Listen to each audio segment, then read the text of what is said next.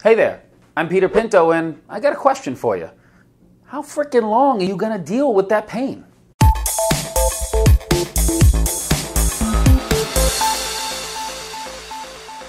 So you're in pain, and you've probably tried to fix it, but you're still having trouble with it. Well, there's hope for you. In fact, there's a lot more hope than you might think. Now, I'm sure you've heard it all before.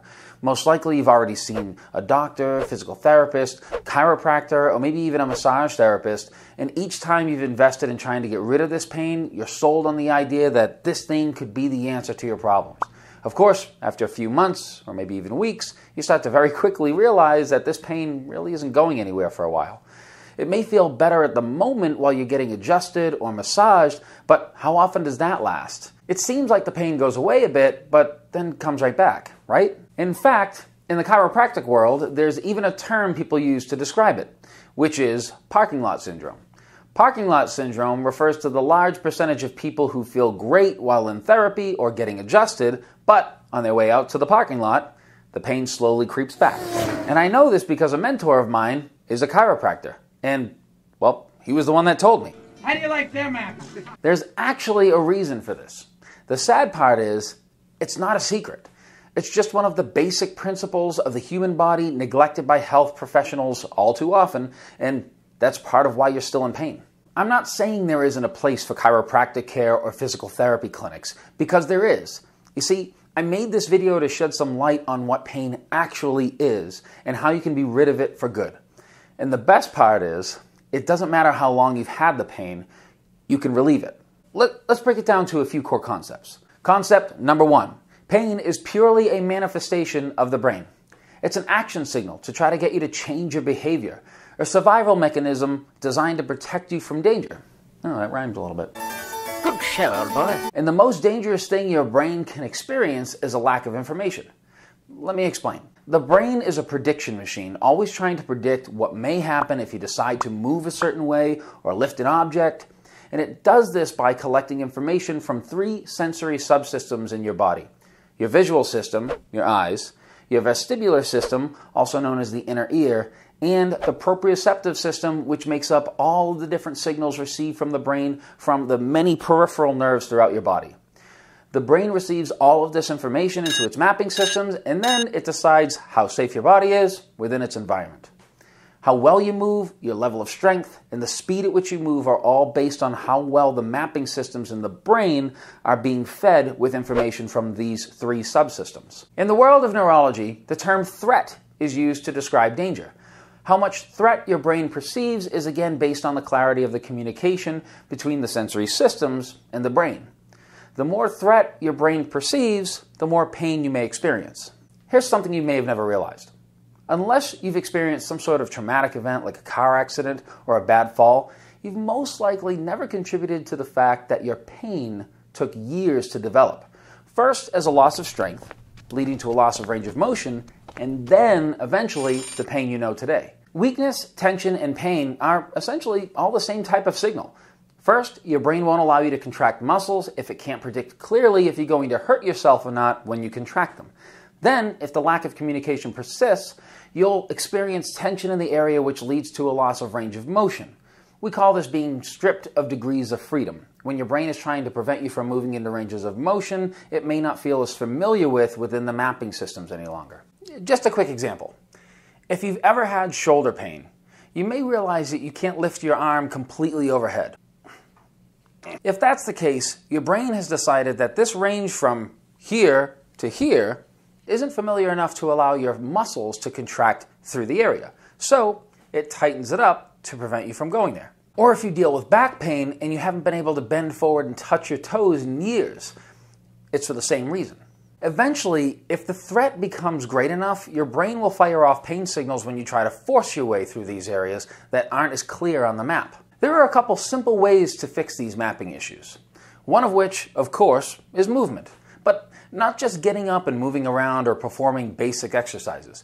You want to move all of your joints in as many ranges of motion as often as possible.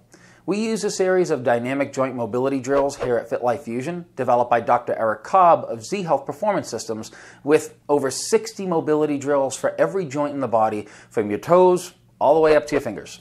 In addition to moving your body, Visual training can be the key to reducing pain. Your eyes can have so much to do with your pain, and you'd never guess it. When we discuss your visual system, we're not just talking about whether your vision is 20/20 or not. Your eyes don't just see things. They're responsible for relaying massive amounts of information to the brain. How well your eyes are able to track moving targets, jump from target to target, and perceive distance and depth can greatly impact the amount of pain that you're in. Not to mention countless reflexes tied to eye movement and eye position while your brain's trying to figure out how to adjust your posture and or muscle tone while your eyes move. It's kind of a big deal. That being said, training your eyes is just as important as training your body. There are dozens of different types of eye exercises you can perform using phone apps, eye charts, or simple pieces of equipment like a tennis ball or a pen. Concept number 2, the SAID principle. SAID stands for Specific Adaptation to Imposed Demand. It's just a fancy way of saying that your body is always getting better at exactly what it's doing. It's a simple concept, right?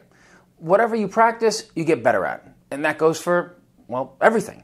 Sometimes people think that they can get away with just working through the pain. I promise you, it doesn't work that way.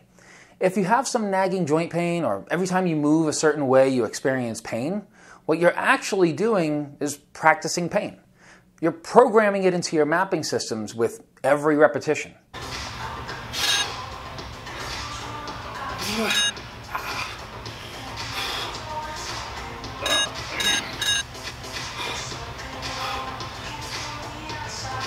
What are you doing? You okay? Yeah. Do you need help?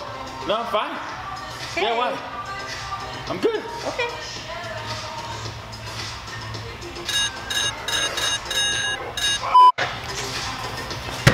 If you decide to take this route and work through the pain or just try to ignore the fact that it's there, the pain will become greater over time. I promise you that.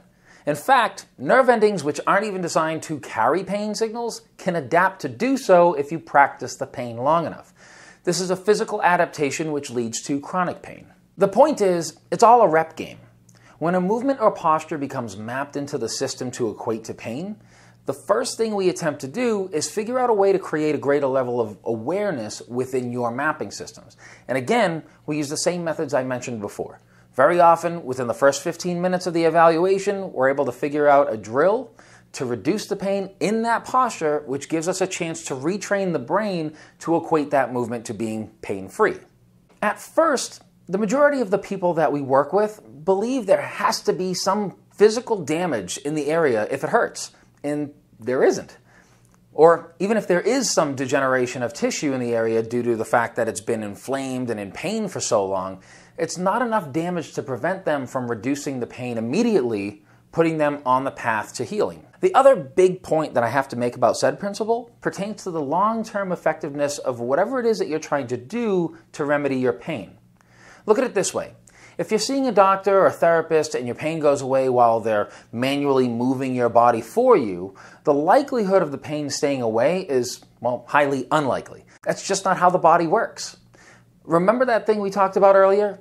Parking lot syndrome? Well, here's why it happens. If you get adjusted or get a massage and it makes you feel great and the pain keeps returning, it's because it's not solving the mapping issue producing the pain. Remember, the SAID principle, which your body undeniably follows 24/7, 365, means your body is always getting better at exactly what it's doing. So when you're getting that massage or adjustment, you're not actually doing anything. You have to be the one initiating the movement and firing off those nerve pathways for there to be any long-term retention. That's how the human body learns stuff. Here's an easy example for you. Let's say you wanted to learn how to play the piano. So excited. You find an instructor, show up for your first session, and the instructor, instead of teaching you how to hold your hands over the keys and play music, proceeds to tape his hands onto the back of yours. He then places your hands over the keyboard and plays Mozart with your fingertips, not his.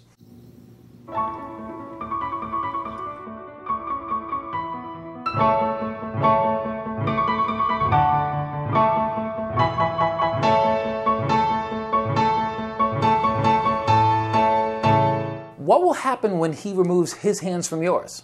Okay, your turn. How am I supposed to play that? You didn't teach me. I just showed you. I put my hands on your hands and you did it. I didn't touch the keys. Well, you didn't teach me which keys. This isn't gonna work. You'd have no idea how to replicate that piece of music because it's just not how we learn. This is the difference between what we call active versus passive therapy. The piano example I just gave you was one of passive therapy. They do all the work, you think it's working, and then what? The pain just comes back and you think to yourself, I must have to go to therapy even more. I'll go every day or twice a day, and yet it never sticks. If you want something to stick, you have to be the one that does it. And that goes for pretty much anything that you do. If the movement your physical therapist or doctor or massage therapist guides you through helps reduce the pain, all that means is there is a way you can move or a drill you can perform that will do the same. But the movement you perform yourself will be the one that sticks. Does that make sense now? Look, pain sucks. And too many people give up on getting out of pain and feed themselves the same bullshit excuses day in and day out. Just part of getting older. Not a big deal. Gotta live with it. Oh no, it's the weather. Every time it's like the barometer or something. I don't know, every time it gets cold and rainy, then, frickin' knee acts up. No, no big deal. Just an old injury. Gotta deal with it. Rest of my life. Christ, this hurts. And look, I get it. It's easier to think that there's no fix for it and do nothing rather than actively seek a solution out for something that maybe medical professionals have already told you there's no fix for. What I'm telling you is you can have physical freedom. You can live pain-free, no matter how little you think your chances are. So here's what I'm going to do for you. In the description below of this video, I'll add the link to an article I wrote recently including 3 movement drills you can try to fix 3 common pain problems. I also added a link to our free report with more info on this stuff titled FitLife Over 40, 12 Health and Nutrition Myths Exposed. And if you still want more info, you can follow our blog and find us on social media. Just go to fitlifefusion.com for more info and tons of articles, videos, and tips. Again, I'm Peter Pinto, this is FitLife Fusion, and until next time, keep living that fit life.